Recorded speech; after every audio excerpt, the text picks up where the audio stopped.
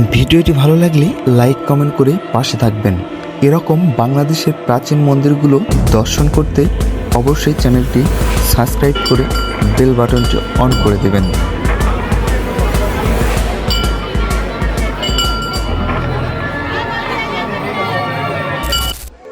Hello বন্ধুরা, আজকে আমি এই মুহূর্তে যেখানে অবস্থান করতেছি এইটা হচ্ছে 200 থেকে 300 বছরের প্রাচীন একটি মন্দির। আজকে আমি এই ভিডিওতে এই মন্দিরের ইতিহাস এবং ঐতিহ্য ভিডিওতে তুলে ধরব। আপনারা একদম শেষ পর্যন্ত দেখতে থাকবেন। ভরতখালী জাগ্রত কাষ্ঠকালী মন্দির। এই মন্দিরটি গাইবান্ধা জেলা সদর থেকে 22 কিলোমিটার দূরে সাগাটা উপজেলার ভরতখালী ইউনিয়নের একটি অমর তীর্থস্থান, যেখানে শতাব্দীর পর শতাব্দী ধরে মানুষের মনোবাসনা পূর্ণ হয়। এই মন্দিরের অবস্থান ব্রহ্মপুত্র নদের কোল ঘেঁষে।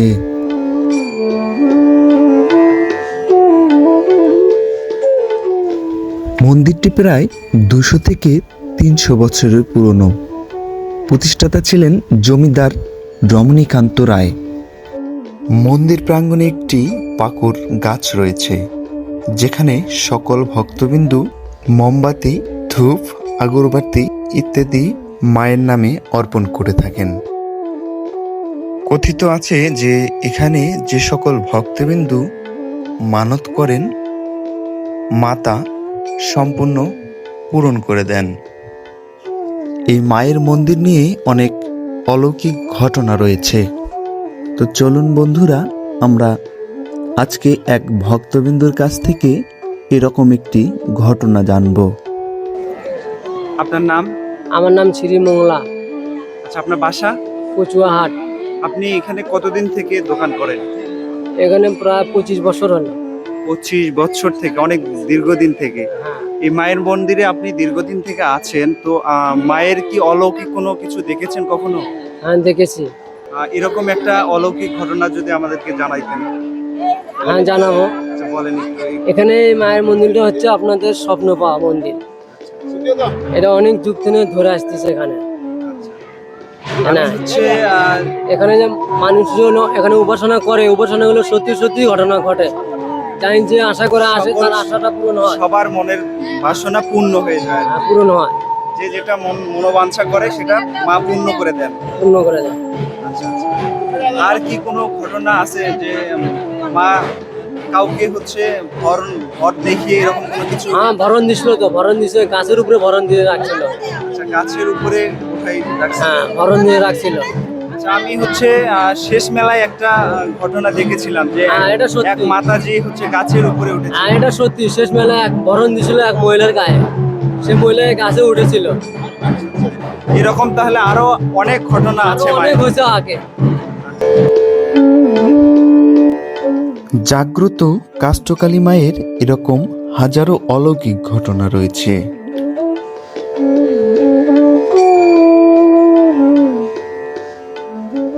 1992 সালে যমুনা নদীর তীর ভাঙতে ভাঙতে মন্দিরের কাছে চলে আসে।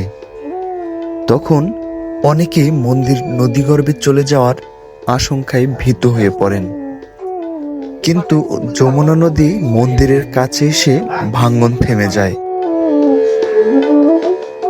এলাকার লোকজনের কাছে এটি কাষ্ঠকালীর মন্দির নামেও পরিচিত।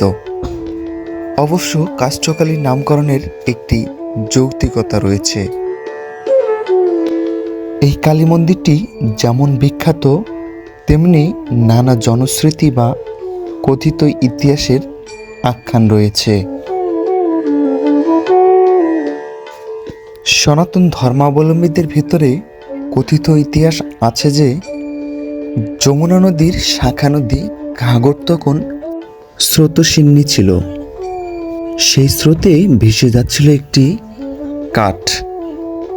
জৈনিক কাঠুরে সেই কাঠটিকে ধরে তীরে এনে জীবিকার জন্য খড়িতে রূপান্তর করতে কুঠার দিয়ে কোপ দিলে কাঠ থেকে রক্ত বের হতে থাকে। ভয়ে আবার তা ঘাঘটের বক্ষে ভাসিয়ে দেয় কাঠুরে।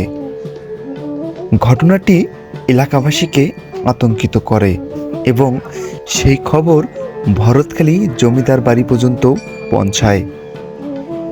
সেদিন দিবাগত রাতে জমিদার রমণীকান্ত রায় স্বপ্নে কালীর সাক্ষাৎ পান এবং স্বপ্নে জানতে পান জমিদার বাড়ি থেকে 7 মাইল দূরে ঘাঘট নদীর তীরে কাষ্ঠখণ্ড রূপে কালীমাতা জলে ভাসছেন।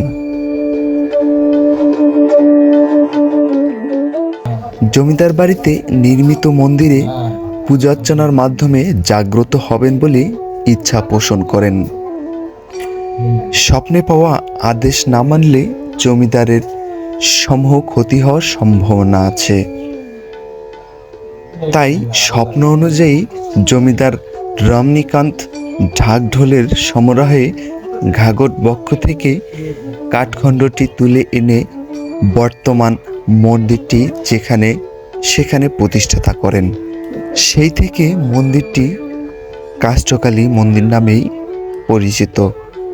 আবার এটি ভরতখালী কালী মন্দির নামেও পরিচিত। এখানে হাজারো ভক্তবিন্দুর ভিড় জমে মাকে দর্শন করতে এবং মনের বাসনা পূর্ণ করতে চলে আসেন এই মায়ের মন্দিরে।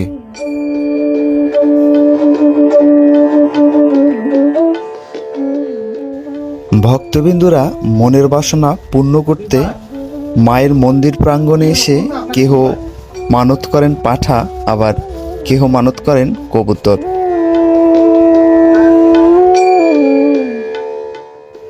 মন্দির প্রাঙ্গণে দূর দূরান্তের ভক্তবিন্দুদের জন্য নির্মিত হচ্ছে আবাসিক ভবন, যেখানে দূর দূরান্তের ভক্তবিন্দুরা এসে রাত্রি যাপন করতে পারবেন। মন্দির প্রাঙ্গণেই রয়েছে একটি নিরামিষ খাবারের হোটেল, যেখানে আপনি নিরামিষ খাবার পাবেন।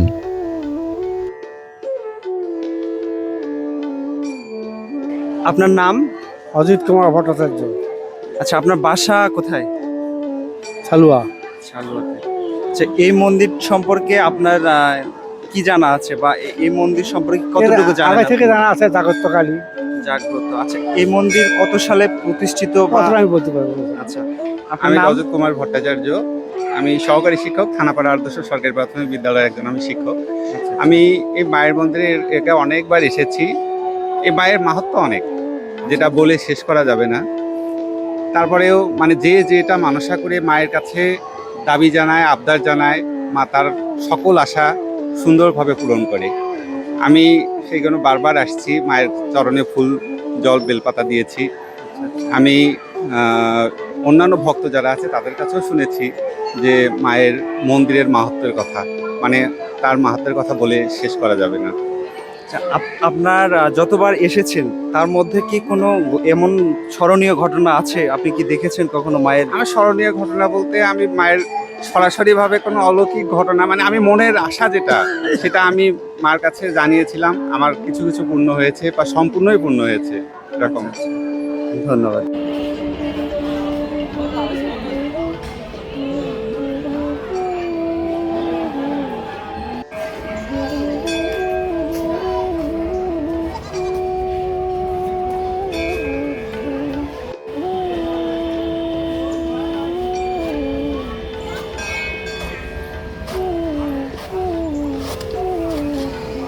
এই মন্দির ও সংশ্লিষ্ট এলাকা 7 একর 28 শতক জমিতে অবস্থিত। মেলা উপলক্ষে শনি ও মঙ্গলবার সকাল 10টায় পূজা আরম্ভ হয়। পূজা ও চণ্ডীপাঠ চলে। দুপুর 1টায় শুরু হয় পাঠা বলিদান, যেখানে বাংলাদেশ ছাড়াও প্রতিবেশী দেশ ভারত ও নেপাল থেকে হাজার হাজার ভক্ত আসেন।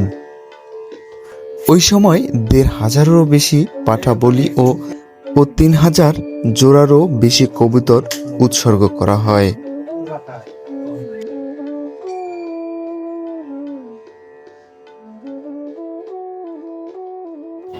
এখানে পুরো বৈশাখ মাস জুড়ে মেলা অনুষ্ঠিত হয়।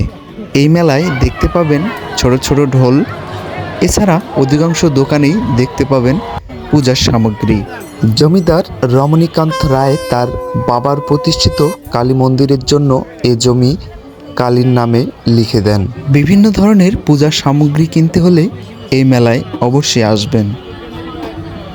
এছাড়াও এখানে রয়েছে ভেটি বা দক্ষিণা দানের একটি ঘর।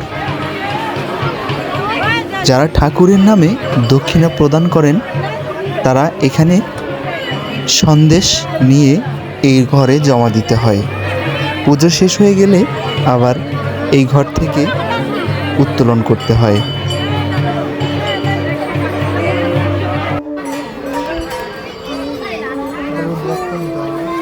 এখানে সুন্দর সুন্দর ঠাকুরের মূর্তি বা বিগ্রহ দেখতে পাবেন।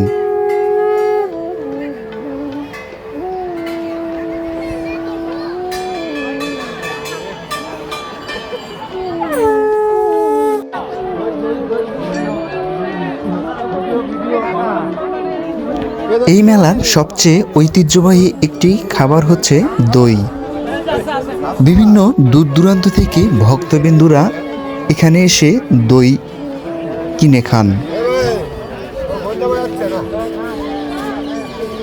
এছাড়াও এই মেলাতে সুন্দর সুন্দর আকর্ষণীয় বিগ্রহ দেখতে পাবেন।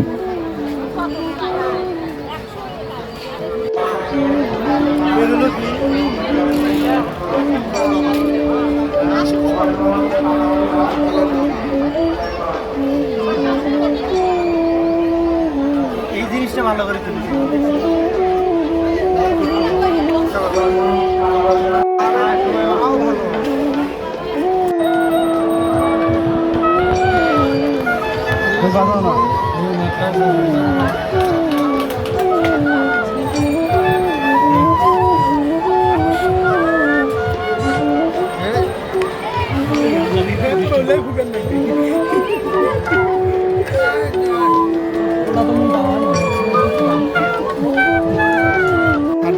এই মেলার সময় আপনারা বিভিন্ন ধরনের ফলমূল দেখতে পাবেন। এখানে পুরো মেলা জুড়ে এক সাইডে ফলের দোকানগুলো এভাবে সারিবদ্ধভাবে বসে। আপনারা এখানে কম দামেই ফলগুলো কিনে খেতে পারবেন। এছাড়াও এই মেলায় খাবার জিনিসের মধ্যে দেখতে পাবেন জিলাপি, রয়েছে ছোট ছোট মিষ্টি, ছোটবেলার সেই মিষ্টি দেখতে পাবেন এখানে।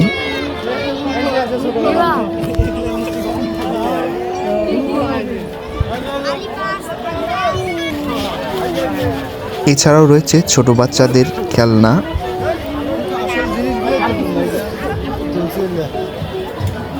এপাশে রয়েছে ছোট বাচ্চাদের গাড়ি। বিভিন্ন ধরনের মাটির জিনিসপত্র দেখতে পাবেন এই মেলায়।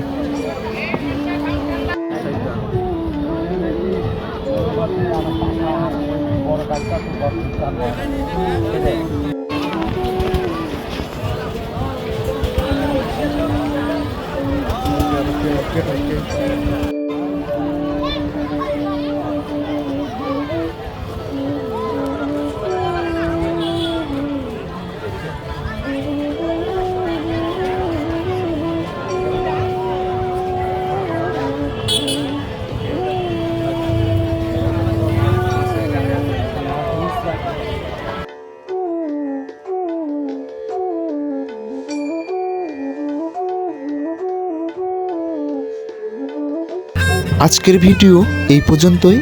আবারও দেখা হবে নতুন কোনো জায়গায়, নতুন কোনো প্রাচীন মন্দিরে। সে পর্যন্ত ভালো থাকবেন, সুস্থ থাকবেন। ভিডিওটি ভালো লাগলে অবশ্যই লাইক, কমেন্ট, শেয়ার এবং সাবস্ক্রাইব করে দেবেন।